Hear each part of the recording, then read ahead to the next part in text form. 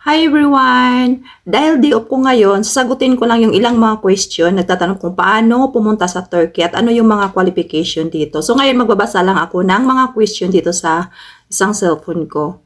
So meron dito nagsabi, Sis, pa-content naman ang agency mo at anong process na ginawa mo sa pag-apply papunta sa Turkey? Thanks, sis. So guys, nagawan ko na to ng content dati. So, ito yung pangalawang punta ko. Kasi yung unang punta ko dito, talaga pwede pa yun dati, direct hard or cross country. Ngayon kasi hindi na siya pwede mag-cross country. Kailangan nyo po talagang umuwi sa Pinas. Kung nasa ibang bansa man kayo, kailangan nyo talagang umuwi ng Pinas para i-process yung mga papel nyo. So, kayo talaga mismo mag-process.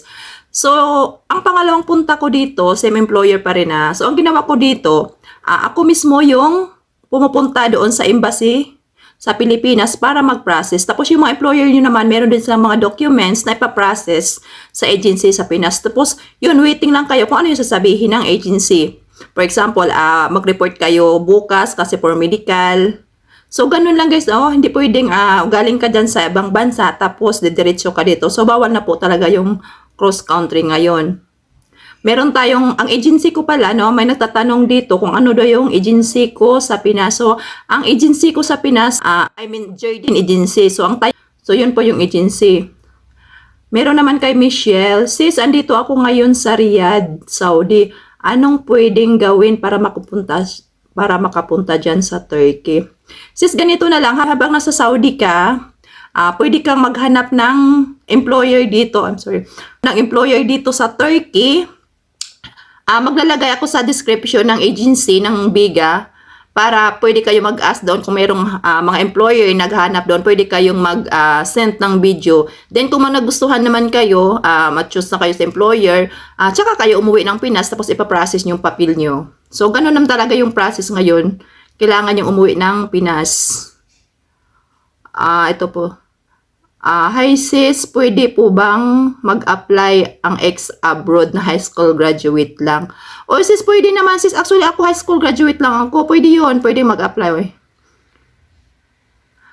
Hello sis, anong agency nyo sa Pinas? Sis, agency ko sa Pinas is Jardine. Ang tie-up naman nila dito is ang Bega Agency.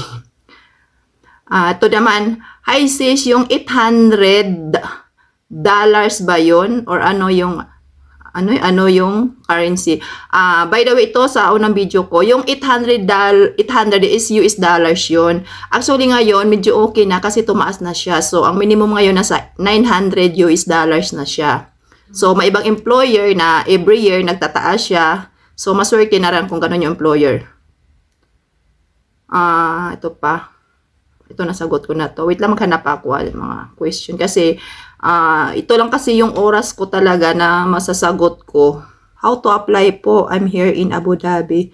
Ganun pa rin sis. Habang nasa Abu Dhabi ka, pwede kang mag-apply. Maghanap ng employer dito sa Turkey. Kung makahanap ka ng employer, then saka ka mag-decide na uwi ka ng Pinas para i-process mo yung papers. Actually, yung sa akin, it takes 2 to 3 months lang naman yung processing ng visa. Depende yun sa employer. Kung makasubmit sila ng mga kailangang mga documents, madali na lang yun. Ito na isa, si Eileen. Sa akin, shoulder lahat ng employer ko, pati pamasahe, pagkain. Oh, ang galing naman. Sortihan lang talaga sis. May ganun talaga employer na lahat ng gastos sasagutin nila. So, swerte mo na yan sis. Anong agency mo madam at may age limit po ba? From Shane 429. Ang agency ko sis sa Pinas, nabanggit ko na is ang Jardine. So, ang tie-up na Manila is Bega.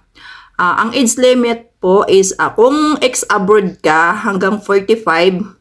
Kung first timer naman is 23 hanggang 38 years old. From Hazel, pwede po bang walang experience as nanny pero gustong mag-apply as nanny? 36 years old po ako. Sis, pwede naman, pero mas advantage pa rin kung may mga experience ka na. Pero try mo ding mag-apply. Marami naman din kumukuha na walang experience as long as qualified ka naman. So, di ba? Why not? Jelma Bulawan. Hello sis, may agency ka ba dito sa Pinas papunta dyan? Ang agency ko dyan sa Pinas sis ay ang Jardines. And then yung tie-up naman nila ay ang Vega. Pero yung agency sa Pinas sis, ano lang yun parang hirap makakuha ng employer dyan. So, kayo talaga maghahanap ng employer dito sa Turkey. And then yung agency na yung magpaprocess ng mga papers.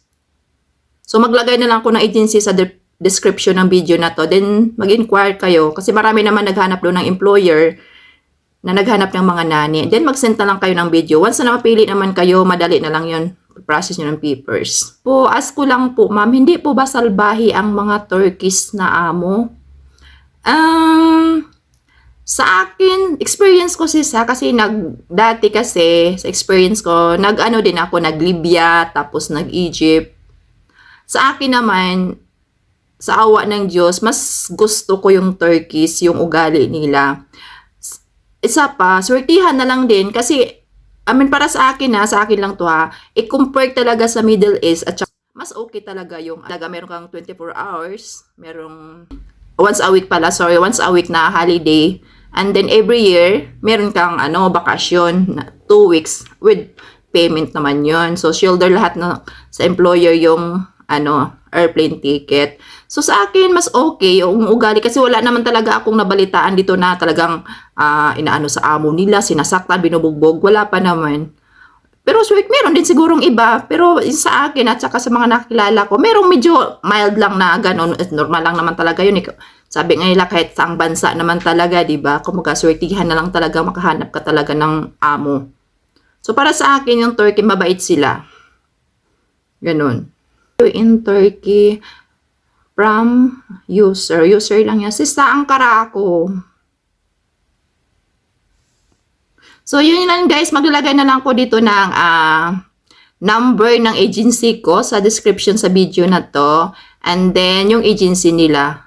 So, yung nasagot ko, yun lang din yung experience ko. At saka yun lang din yung alam ko. So, salamat sa panonood. Ay, By the way guys, hindi po ako staff ng agency or agent. Ang layunin ko lang po ay gusto ko lang ding makishare sa mga gustong pumunta dito. Yun lang po, salamat!